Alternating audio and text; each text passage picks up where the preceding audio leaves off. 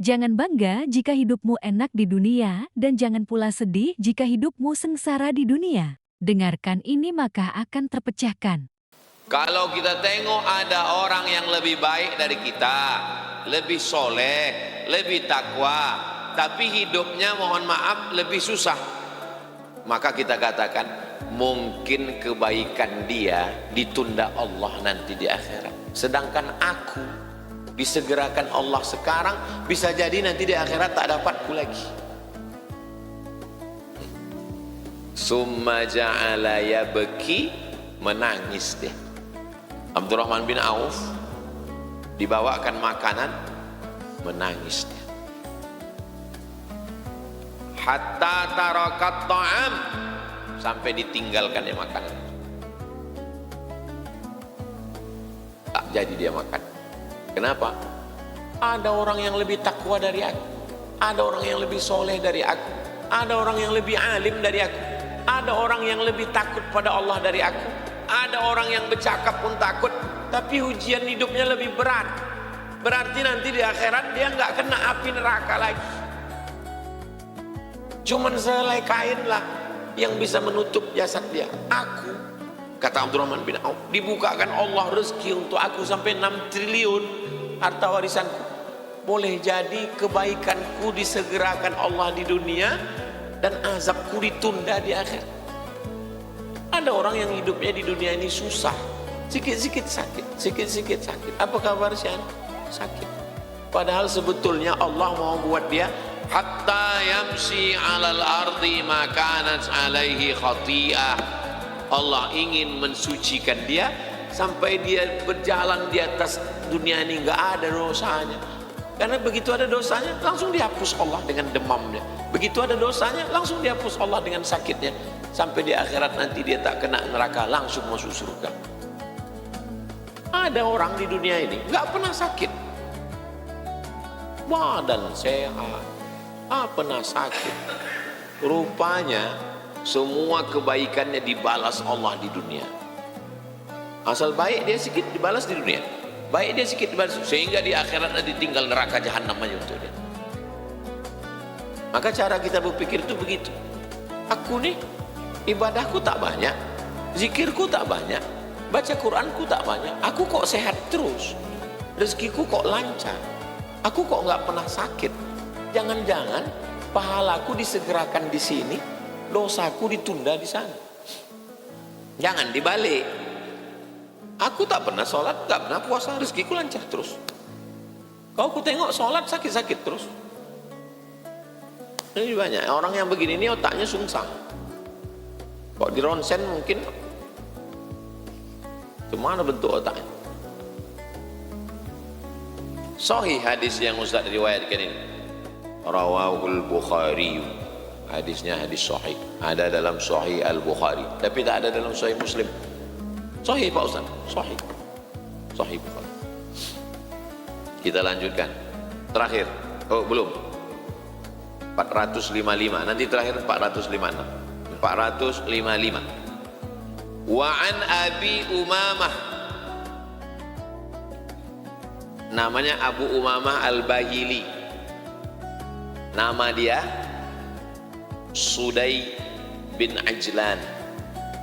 Tentang talqin, marabbuka man nabiyuka ma qiblatuka. Ini dia yang beriwayat, Abu Umamah Al-Bahili. Tapi hadis ini bukan tentang talqin. Anin Nabi SAW, dari Nabi SAW qala, apa kata Nabi? Laisa syai'un ahabba ilallah min qatrataini. Ada 2 tetes yang paling disukai Allah. 2 tetes. Tes. 2 tetes. Wa atharaini, 2 bekas. 2 tetes, 2 bekas. Tetes yang pertama, qatarati dumu'in min khasyatillah, menetes air mata karena takut kepada Allah. Takut mati su'ul khatimah, takut azab kubur, takut bangkit dari kubur, takut tak dapat perlindungan di padang mahsyar, takut kitab diberikan dari tangan kiri, takut hisab lama, takut neraka jahanam, takut kepada Allah, menetes air mata. Itulah yang paling disukai. Tetesan yang kedua, qatarati damin, tetesan darah, tuhraqu fi sabilillah, menetes darah karena jihad fi sabilillah. Sahabat Nabi itu dua-dua dapat, air matanya menetes, darahnya menetes. Kita pernahlah menetes darah waktu ke talang mama digigit pacat. Apakah itu bisa bernilai fisabilillah? Enggak, karena menetesnya mesti karena mati jihad fisabilillah. Tinggal satu tetes lagi, tetes air mata. Udahlah tetes darah tak pernah menetes, tetes air mata pun tidak. Apalah lagi yang bisa kita bawa menghadap Allah Subhanahu wa ta'ala. Terus kalau bekas, wa ammal atharani, dua bekas yang paling disukai Allah. Fa atharun fi sabilillah, bekas tapak kaki jihad fi sabilillah. Yang kedua, wa atharun fi faridatin min faraidillah, bekas badan waktu melaksanakan ibadah, bekas air wudu, bekas sujud, bekas tapak kaki. Itu kenapa orang sholat sunat tuh, saya tengok ada dua orang sholat sunat, habis salam pindah dia. Kau pindah ke sini, aku pindah ke sini. Kenapa pindah? Bekas tapak kaki sama bekas tempat sujud. Ini masjid nih tempat-tempat sujud berserak, Masjidil Haram. Tapi jangan pula bawa spidol, sini udah kali. Masjidil Haram itu rata bekas tempat-tempat sujud. Pak Haji, kami kalau Masjidil Haram masuk dari pintu ini, di sini aja tak pindah-pindah, takut kami nyasar, takut kami sesat. Bapak kenapa nggak pernah jumpa? Aku masuk dari sana, masuk memperbanyak bekas di Masjidil Haram nih Pak Ustaz. Sebagaimana dulu banyaknya bekas karaoke di Pekanbaru, maka aku perbanyak pula bekas-bekas. Dibalaskan bekas-bekas tapak kaki, bekas kening, bekas wudu.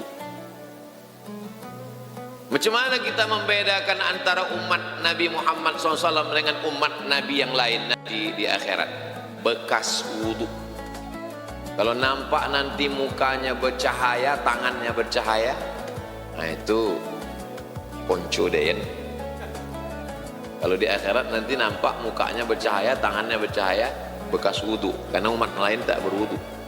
Nah, itu umat Nabi Muhammad. Kalau kamu mau bekas ini lama, maka lama-lamalah berwudu. Itu makanya orang batal wudunya, wudu dia lagi. Bukan berarti menahan bekas wudu itu menahan kentut, bukan. Jangan pula ditahan kentut sampai biru muka itu menahan kentut. Kalau mau kentut aja, habis itu wudu balik. Nggak pernah kita halangi jamaah ini mau berwudu. Itu keran banyak. Wudu silakan. Nggak masalah. Bekas wudu, perlamalah bekas wudu. Bekas sujud. Yang keningnya sudah hitam, tak usah dipermasalahkan. Mau diejek orang, diam aja. Ada memang orang yang cepat kuning itu hitam. Ada orang yang tak hitam. Ada orang setelah meninggal baru hitam. Saya tanya almarhumah mak saya, mak, almarhum atuk ni macam mana keningnya? Kata dia waktu hidupnya biasa, begitu dah dimandikan jenazahnya, nampak pula berbekas hitam. Oh, ternyata ada orang model bekas. Tak usah kita pentingkan cakap orang. Kadang ada orang ini, ada memang kulit itu cepat berbekas hitam, malu dia diajak kawan. Akhirnya paksa membeli, dipakainya pula skincare bininya. Dek, minta skincare kau sikit ya, dipakai sih. Habis itu bercahaya pula kening. Kan susah kali lah hidup itu. Jadi kalau kening kita menghitam, biarkan aja. Kalau aku tengok hitam kening kau sekarang ya, urus aja kening kau, nggak usah kau tengok kening aku. Asarun fi faridatin min faraidillah, bekas sujud, bekas wudhu. Bekas di situ maksud bekas kedinginan pada saat musim dingin bulan Desember, sejuknya minta ampun. Tanya sama Ustadz Ibnu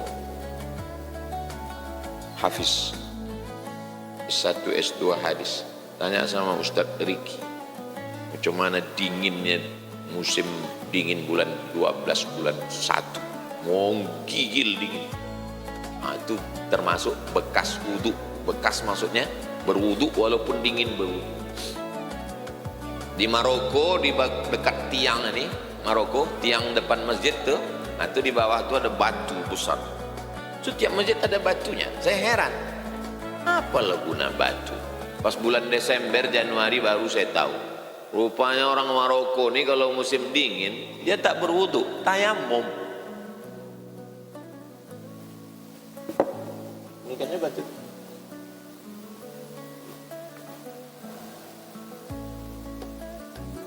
Tayamum Maroko, mazhab Maliki cuman sampai tak sampai.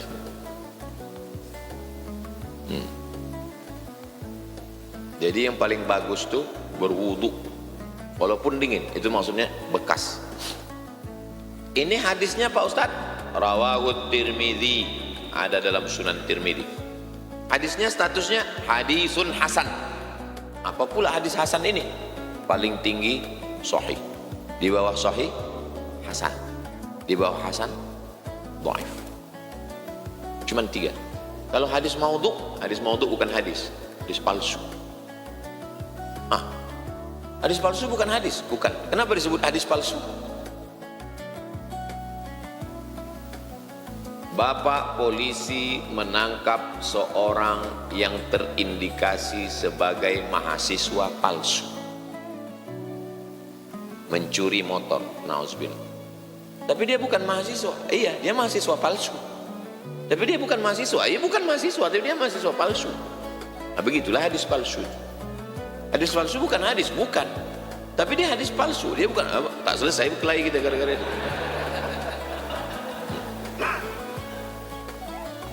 Hadis palsu itu bukan hadis. Tapi kenapa disebut hadis? Macam hadis.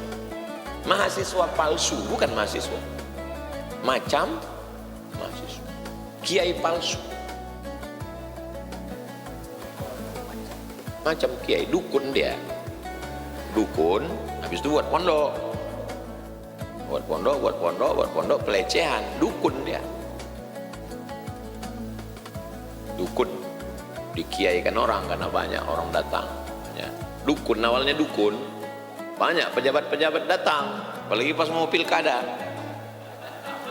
ngasih duit, dibelinya tanah, dibuatnya pondok, masuk anak yatim, buat pondok, dikiaikan orang. Kalau yang asli itu KH, Kiai Haji. Kalau dia HK, hampir kiai. Nah, ini lama-lama lupa orang karena saking lamanya pelecehan. Itulah yang dipati, dukun, dan merusak nama kiai. Memang pesantren ini sekarang lagi habis-habisan. Saya buka datanya ya. Saya bicara tak mau tanpa data. Akibat dari yang palsu-palsu. Tahun 2020 jumlah santri di Indonesia yang mondok 4,37 juta. 4.370.000 tahun 2020. Sekarang 2025, tahun lalu 3,22, berarti hilang 1 juta. Setiap hari kita buka. Jangan gara-gara nila setitik rusak sebelah. Pondok paling besar di Indonesia menurut data statistik nomor 1 Lirboyo, Kediri. Kiai Anwar Mansur Lirboyo, Kiai Kafabihi Mahrus Lirboyo, Gus Reza Lirboyo. Nomor 2 Gontor Ponorogo menurut survei yang saya tengok. Nomor 3 tak ingat lagi, lupa, saya selalu ingat itu. Temboro banyak. Jangan yang kecil-kecil ini begini-gini. Saya tidak menormalisasi kejahatan ya, ini jahat. Jangan gara-gara ini lalu seluruh pondok dihukum begitu. Zalim kita, nggak boleh. Masukkan anak ke pondok. Pondok ini benteng terakhir pertahanan umat Islam. Kalau habis pondok ini tumbang. Negara ini merdeka karena apa? Karena rakyat, karena pejuang. Tapi rakyat itu mau berjuang kenapa? Karena fatwa dari ulama. Siapa yang mati melawan Belanda, mati syahid, langsung masuk surga. Itulah kamu. Negara ini merdeka. Siapa yang mengeluarkan jihad itu? Namanya resolusi jihad. Yang dikeluarkan ulama dari pesantren. Jadi kesimpulannya, negara ini merdeka karena pesantren. Jadi pesantren ini mau dihancurkan ini sekarang. Jadi cocoknya apalah hukuman orang yang merusak nama pesantren ini? Hukuman mati cocoknya. Bapak Ibu setuju hukuman mati? Udah selesai. Ini kan anggota parlemen semua. Datang pula lah Komisi Perlindungan HAM. Udah mau dihukum kebiri nih, mau dikebiri. Kata dia, itu tidak manusiawi. Mau kutepukkan aja muncul. Nggak manusiawi kata dia. 50 orang dirusak, anak perempuan lagi. Dibilangnya nggak manusiawi. Terakhir, 486. Hadis Al-Irbad bin Sariyah. Apa kata Al-Irbad bin Sariyah radhiyallahu anhu? Wa'adhana Rasulullah sallallahu alaihi wasallam. Nabi memberikan kami mau'izatan nasihat. Wajilat minhal qulub. Kalau Nabi memberikan nasihat itu bergetar hati kan. Wa dzarafat minhal uyun. Kalau sudah bergetar hati, meleleh air mata. Bergetar hati, meleleh air mata. Nggak sesuai sama rumus Ustadz. Tadi kata Ustadz dari hati naik ke otak, dari otak baru dia turun ke mata. Yang saya bicarakan ini menurut medis. Oh kalau begitu berbeda antara medis dengan hadis. Sama prosesnya. Hati ini menggerakkan, karena hati ini panglimanya. Ala fil jasadi mudghah, ketahuilah di dalam badan ini ada segumpal, sekepal. Idza salahat salahal jasadu kullu. Dari sini memerintahkan ke otak, otak memerintahkan ke mata, otak memerintahkan ke tangan, ke hati. Makanya hatinya mesti bersih. Di dalam hati ini apa? Darah. Darahnya mesti bersih. Darah dapat dari mana? Makanan. Makanannya mesti bersih. Darahnya kotor, masuk ke jantung, kotor, naik ke otak, kotor, tak bergetar dia. Apapun siapapun yang mengasih nasihat, tak masuk. Khatamallahu ala qulubihim wa ala sam'ihim wa ala summum bukmun umyun. Poka, tuli, bisu, buto. Komplitlah penderitaan. Jadi kalau mau menghaluskan hati, darahnya mesti bersih. Membersihkan darah, makanan mesti. Ada kiai, datang orang baik mau ngasih bantuan, nggak langsung terima. Pertanyaannya dua. Yang pertama, Bapak ada ngambil proyek dari pemerintah. Yang kedua, Bapak pakai bank konvensional. Nggak mau dia pondoknya rusak gara-gara dua proyek. Nah dia takut orang ini dapat proyek karena sogok. Yang kedua karena bank konvensional, takut dia pondoknya rusak. Ustadz perasaan nggak pernah nanya-nanya begitu ke kami. Orang kalian langsung transfer. Mana aku mau nanya. Begitulah mereka menjaga. Ada orang yang menjaga dari yang haram, takut. Tapi kenapa hidupnya diuji Allah? Kenapa ujian hidupnya berat? Karena Allah sayang sama dia, sehingga di dunia ini habislah segala silap-hilap salah dosanya. Di akhirat dia langsung masuk surga. Aku Pak Ustadz banyak dosaku tapi hidupku tenang-tenang aja. Semua kebaikan kau dibalas Allah di dunia, supaya di akhirat kau langsung masuk neraka jahanam. Nauzubillah. Itulah kaji kita subuh ini, Rabu depan Idul Adha. Bapak Ibu sholat subuh di masjid masing-masing, karena kalau di sini nanti sapi siapa yang motong. Jadi Rabu depan kita off karena persiapan Idul Adha.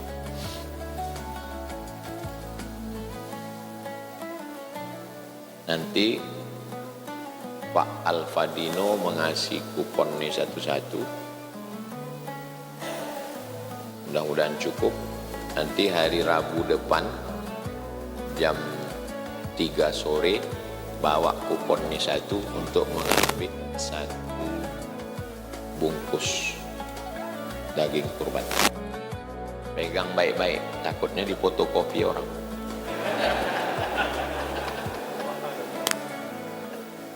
Nanti dibagikan.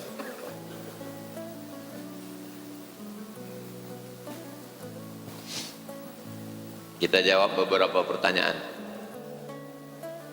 Apa hukumnya bekerja dengan baik hanya karena ada atasan yang melihat atau karena ada penilaian? Untuk tahap proses pembiasaan diri enggak apa-apa. Allah bisa karena biasa. Di pondok ini mesti pakai absen. Apa tuh yang pakai? Pinjer. Nah, pinjer printnya 5. Pinjer pagi, pinjer zuhur, pinjer asar, pinjer maghrib, pinjer isya. Ustazah supaya disiplin. Sebulan sekali divisi lapor. Divisi TK, SD, SMP, aliyah, dapur, laundry, bangunan, tim media, masjid, semua. Ini untuk tahap. Tapi nanti puncaknya tidak lagi beramal karena manusia, beramal karena Allah. Begitu, disiplin itu mesti begitu. Bukan berarti di pondok ini mau tidur-tidurlah, serahkan pada Allah, mau tumbang lah kalau begitu. Saya memang selalu Allah tawakal, tapi kalau disiplin SP1, SP2, SP3 cabut. Melanggar tak disiplin, out. Harus disiplin. Kalau tidak, tak berjalan ini.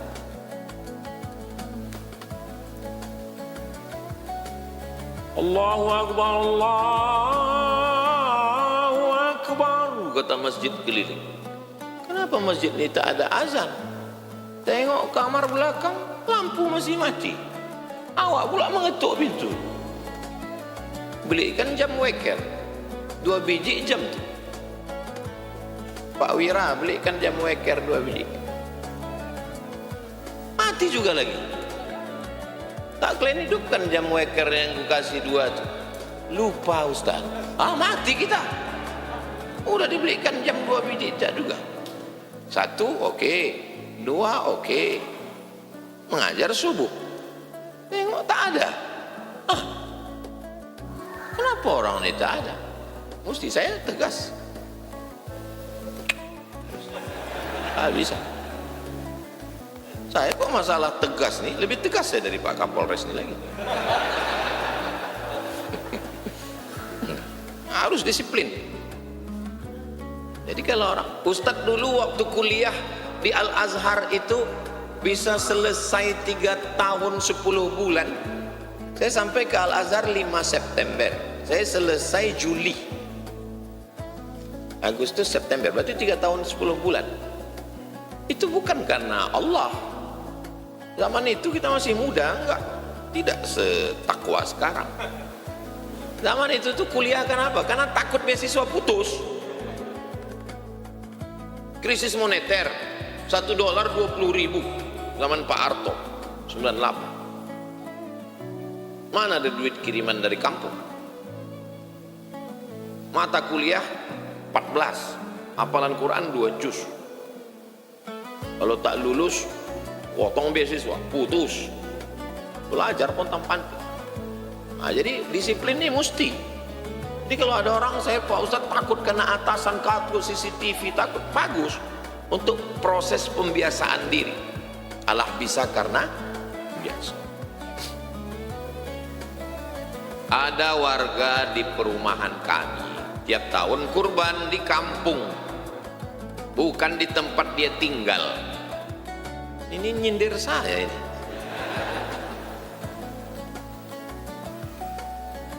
Saya tahun lalu di kampung emak. Tahun ini pun juga saya kirim, saya tanya, ada kurban kalian di Yayasan Wakaf Hajah Rohana yang di Kisaran? Ada kalian dapat sapi? Nggak ada. Aku kirim 1 sapi. Di sini dapat sapi. Ada sapi. Tahun lalu di sini dapat 2.000 kupon. Kita bagi habis semua. Baik. Nah, jadi kalau jangan sampai kita kirim ke kampung, di tempat kita ikan asin pun tak ada. Tapi kalau di tempat komplek tempat kita itu sudah, ya bagilah ke kampung. Pemerataan. Yang semua di kampung sampai tempat kita tak ada. Saya seandainya di sini tak ada, di sini saya potong. Tapi karena di sini ada, itu mau saya kirim. Karena orang itu tak ada. Nah, begitu modelnya. Jadi kita tanya, pemerataan. Tidak boleh hewan kurban itu dibawa lewat jarak qasar sholat selama yang ini dapat. Kenapa Ustadz kirim? Karena sepanjang Kamboja ini dapat. Mereka pun. Misal ada orang macam ini, apakah dia tetap dikasih kupon Pak Ustadz? Kasih. Bapak yang pekurban kuponnya 2, 1 kupon pekurban, 1 kupon pekurban, 1 kupon sebagai masyarakat. Bapak dapat 1 sebagai apa? Sebagai masyarakat. Tapi kami bukan masyarakat sini Pak Ustadz, karena selalu Rabu subuh ke sini. Tapi kami baru subuh nih ke sini Pak Ustadz, berarti nasib baik. Kalau ada tuah di badan, pasir digenggam menjadi intan. Nah, itulah kalau orang bertuah. Bagaimana hukumnya memakan kelamin hewan kurban?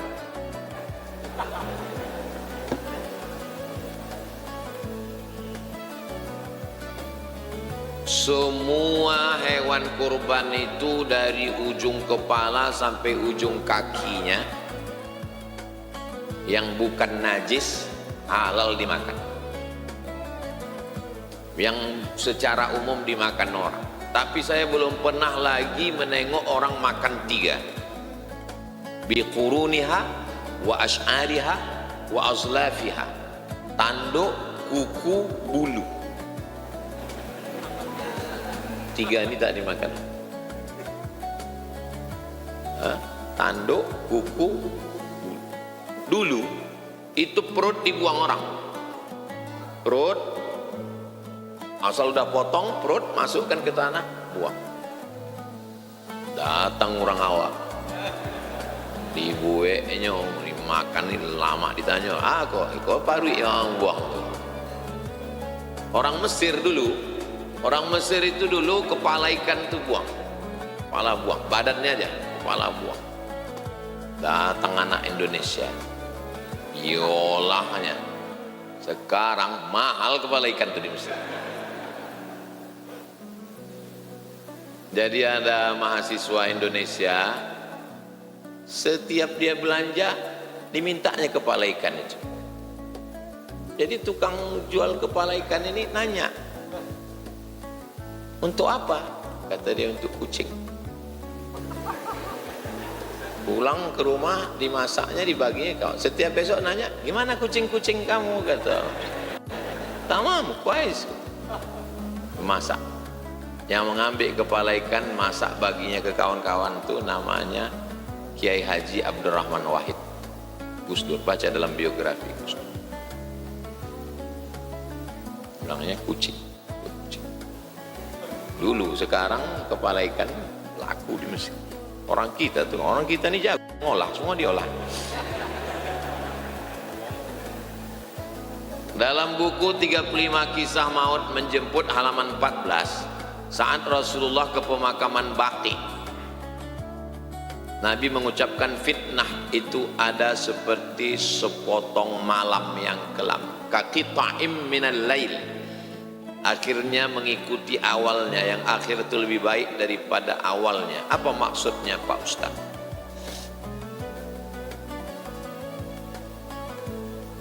Malam ini dihitung dari setelah Isya, setelah maghrib, azan maghrib, tenggelam matahari, masuk malam. Habisnya malam ini kapan? Salamun hiya hatta matla'il fajr. Sepotong malam. Potong malam. Yang paling dahsyatnya kapan? Pas mau subuh itulah paling dahsyatnya fitnah. Makanya banyak orang ketinggalan sholat subuh, karena itulah yang paling dahsyat. Belum pernah lagi orang, aku tinggal sholat maghrib. Kalau ada orang tinggal sholat maghrib, apalagi subuh. Kau maghrib aja tinggal. Orang biasanya ketiduran itu subuh. Fitnah ini yang paling dahsyat, fitnah akhir zaman. Makanya kita sebelum salam itu minta 5. Allahumma inni a'udzubika min azabi jahannam wa min azabil qabri wa min fitnatil mahya wal mamat wa min syarri fitnatil masihid dajjal. Minta selamat dari fitnah. Fitnah akhir itu paling dahsyat fitnahnya. Ibarat malam, mau subuh itulah paling dahsyat. Akhir. Kenapa aku hidup di akhir zaman nih Pak Ustaz? Aku kalau hidup di zaman Nabi mungkin aku baik Pak Ustaz. Kau kalau hidup zaman Nabi ikut Abu Lahab. Ujah. Kita udah ditakdirkan Allah hidup tahun 2026 ini, udah terima aja. Gak bisa kita komplain sama Allah. Kita isi aja dengan amal soleh, ngaji, istiqomah.